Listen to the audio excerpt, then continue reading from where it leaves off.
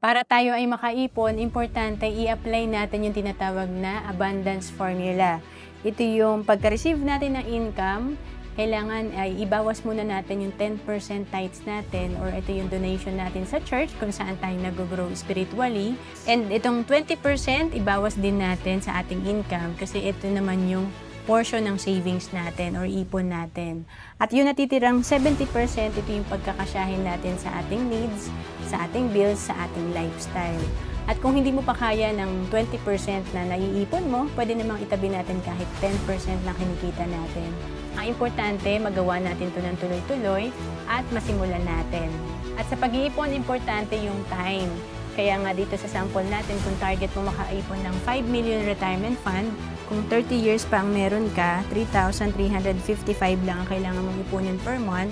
Pero pag kulang ka na sa oras, like 10 years na lang ang meron ka, ang laki nang dapat mong ipunin, 27,330 per month. At kung naghahanap ka kung saan ka pwede magsimula mag-invest, pwede ka sa Kaiser na dito tatlo na yung meron ka, investment, healthcare, at life insurance. To know more about Kaiser, message mo lang ako sa FB, Roanne Celis Capistrano.